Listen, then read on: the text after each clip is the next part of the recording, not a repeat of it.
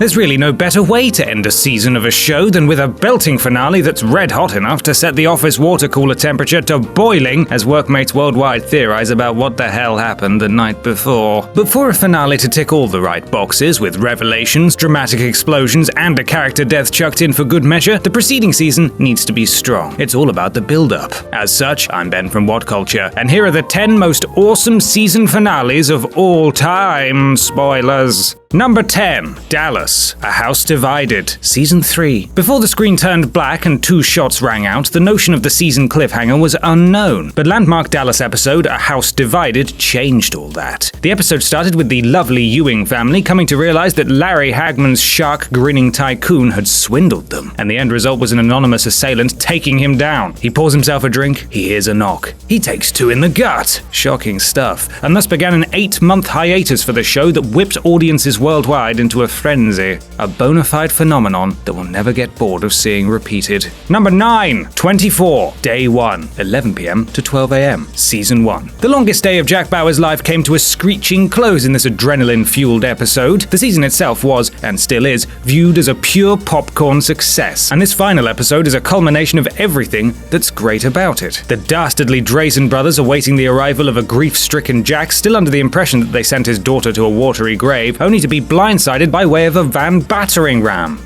Battering van. There are gunfights, double crosses, fake deaths, and, in a brutal twist, one demise that's achingly real. The best episode of the show, without hesitation. Number 8. Twin Peaks, Episode 7, Season 1. In 8 episodes, David Lynch set out to do one thing: create a woman-in-peril murder mystery turned on its head.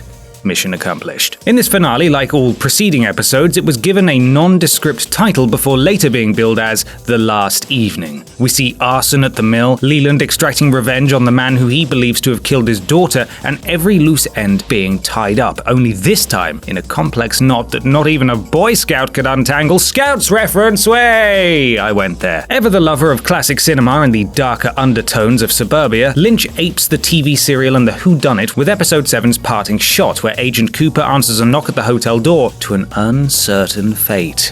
Mind-bending. Number 7. Star Trek The Next Generation, The Best of Both Worlds, Season 3. If the original series is cited as a true trailblazer, its successor is the one that hurtled headlong into said wormhole, delivering everything that its predecessor did, along with zaps of action, involved storylines, and some added William Riker for good measure. Season 3's The Best of Both Worlds has a superb build-up, with those bloody Borgs causing mischief with a plan to attack Earth, ending in a genuinely scary finale and a cliffhanger closing moment. As closing moments go, that extreme close-up on Riker as he utters, "Mr. Worf, fire," is difficult to top. Number 6. Buffy the Vampire Slayer, Becoming, Season 2. Separated into 2 parts, Becoming is the culmination of 2 seasons worth of great work from creator Joss Whedon and his cast. But where do you start with what is essentially one of the best fantasy finales of all time? There's Angel and those trips through his past, all the way to a Buffy versus Angel standoff with one heck of a punch to the stomach. Buffy and Angel share a kiss before the ultimate sacrifice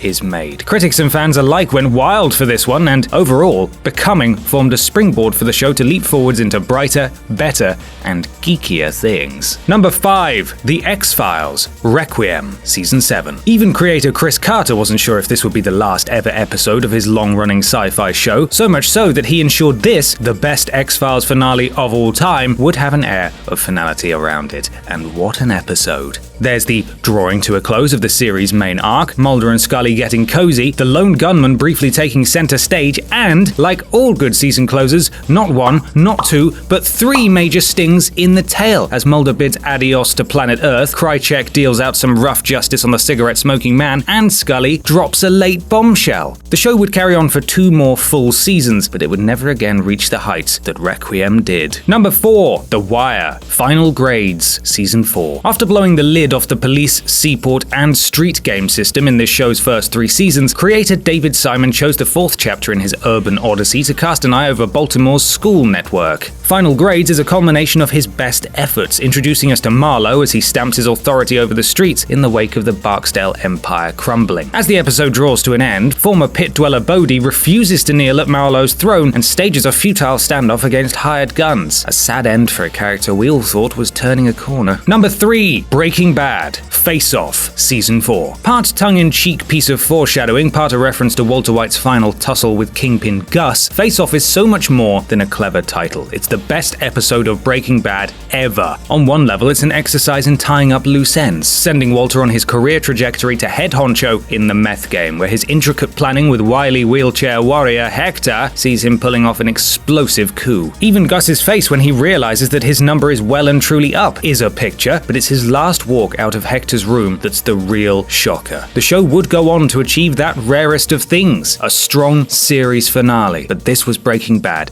at its baddest, and its best, and its breakingest.